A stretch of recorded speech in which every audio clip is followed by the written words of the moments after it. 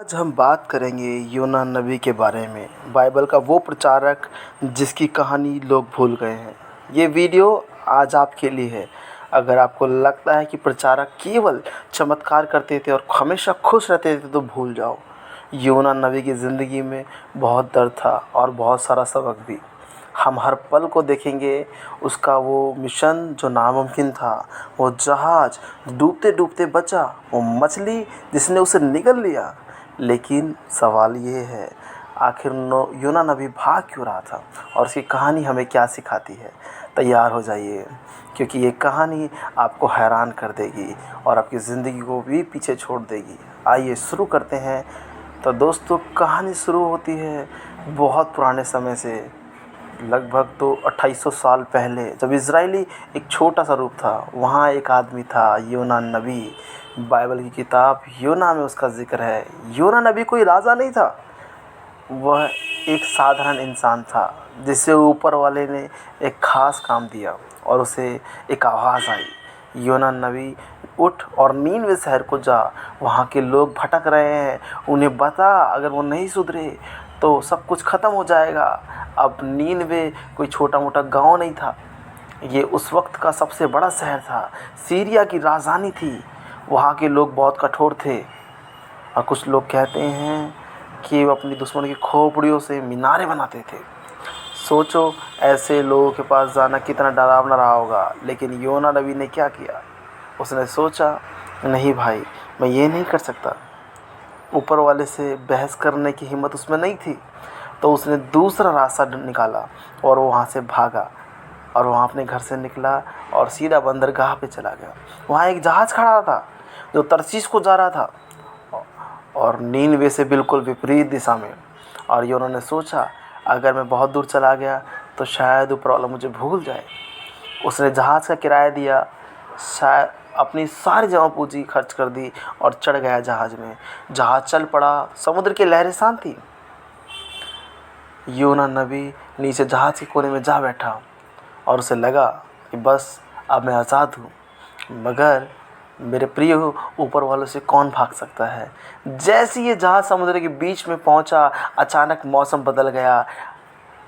बादल गरजने लगे, लहरें इतनी ऊंचे उठने लगी कि जहाज़ से टकराने लगी और वो चिल्लाने लगे कि कोई हमें बचाओ। वो अपने अपनी देवताओं को पुकारने लगे, कोई मूर्ति को, कोई समुद्र में सोना फेंक रहा था, लेकिन कुछ भी उन्हें बचा नहीं पा रहा था। जहाज़ डूबने की कगार पे था। कप्तान नीचे गया और योना नबी को सोते हुए पाया और उसको हिलाया। अरे भाई, ये वक्त सोने का नहीं है, उठ, अपने भगवान को बुला, शायद वो हमें बचा ले। योना नबी की नींद उठी और उसकी आंखों में डर था। उसे अंदाज़ा हो गया था, ये तूफ़ान कोई साधारण तूफ़ान नहीं है। जो मछुआरे थे उन्होंने सोचा कि ज़रूर कोई गलत व्यक्ति हमारे बीच में है, तभी आफत है। और उन लोगों ने फिर चिट्ठी डाली और उन्होंने पर्ची से फैसला किया। और किसकी पर्ची निकलती है? योना नबी की। सब उसकी तरफ मुड़ते हैं, पूछते हैं कि तू कौन है, तूने क्या किया है। योना नबी ने सर झुकाया और सच बता दिया, मैं इब्रानी हूँ, मैं उस परमेश्वर से भाग रहा हूँ जिसने ज़मीन और आसमान बनाया है। ये तूफ़ान मेरी वजह से आया है। मछुआरों के होश उड़ गए। अरे तूने ऐसा क्यों किया, अब क्या करें? योना नबी ने कहा, तो मुझे समुद्र में उठाकर फेंक दो तो सब ठीक हो जाएगा। मल्लाह जो थे वो डरे, लेकिन जहाज़ डूबने की कगार पर था और उनके पास कोई चारा नहीं था, इसलिए उन्होंने योना नबी को उठा के पानी में फेंक दिया। और जैसे ही फेंका, तूफ़ान थम गया, लहरें शांत, आसमान साफ़ हो गया। मछुआरे ऊपर वालों को दुआ देने लगे, हमारा कोई इरादा नहीं था इसे फेंकने का। लेकिन अब योना नबी समुद्र में था, लहरें उसे इधर उधर पटक रही थी। उसे लगा अब सब कुछ ख़त्म, लेकिन ऊपर वाले की योजना कुछ और थी। और उसी समय एक बड़ी मछली आई, कोई छोटी मोटी मछली नहीं बल्कि बहुत बड़ी मछली। उसका मुंह एक दरवाजे के बराबर था और उसने योना नबी को पूरा निकाल लिया। एक ही क्षण में योना नबी उसके पेट में, और कितनी बदबू में, कि अंधेरे में कैसे वो रहा होगा। 3 दिन और 3 रात उसने वहाँ निकाले। बाइबल कहती है कि वो ज़िंदा था। शायद मछली का पेट इतना बड़ा था कि हवाई की गुंजाइश थी। ये लोग कहते हैं कि आज व्हेल मछली हो सकती है। कि जो इंसान को निकल सकती थी, मगर योना नबी को ये सब सोचने का समय ही नहीं था। वो केवल परमेश्वर से प्रार्थना करने लगा कि मुझे क्षमा कर दे, मैंने गलती कर दी, तू जो कहेगा मैं वही करूँगा। 3 दिन बाद मछली ने योना नबी को किनारे पे उगल दिया। योना नबी की हालत देखने लायक थी, सब पूरा शरीर गीला, और वो ज़मीन पे गिरा और सोचने लगा मैं ज़िंदा कैसे बच गया। लेकिन अब उसके पास भागने का कोई प्लान नहीं था। अब वो ऊपर वाले की आवाज़ फिर सुन रहा था, योना नबी नीनवे को जा। और इस बार योना नबी ने सर हिलाया और नीनवे को चल दिया। नीनवे दूर था, लगभग 800 किलोमीटर का। वो पैदल चला। गर्मी और थकान के बावजूद उसे मालूम था अब मैं पीछे नहीं हट सकता। नीनवे पहुंचते ही उसने शहर में ढिंढोरा पीटना शुरू कर दिया।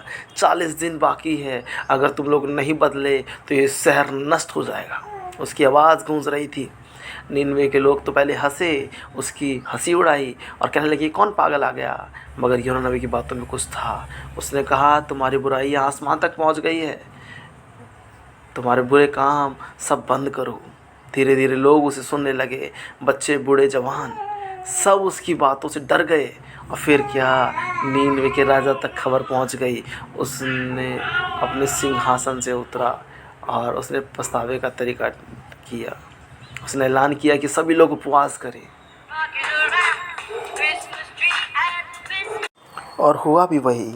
नीनवे के लोग बदल गए, उन्होंने पछतावा किया, परमेश्वर से माफ़ी मांगी, और परमेश्वर ने देखा और फैसला किया कि अब उन्हें सज़ा नहीं देगा। शहर बच गया। लेकिन दोस्तों, ये कहानी यहीं पे शुरू नहीं होती। योना नबी को खुशी तो हुई, मगर गुस्सा भी आया।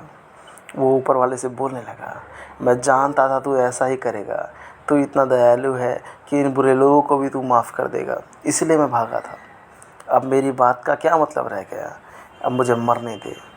और शहर से बाहर गया और पेड़ के नीचे जाकर बैठ गया। गर्मी तेज़ थी, सूरज उग रहा था। ऊपर वाले ने एक लौकी का पेड़ उगाया और जो योना नबी को छाँव दे रहा था। योना नबी खुश हुआ, लेकिन अगले दिन एक कीड़े ने उस पेड़ को खा लिया और वो सूख गया।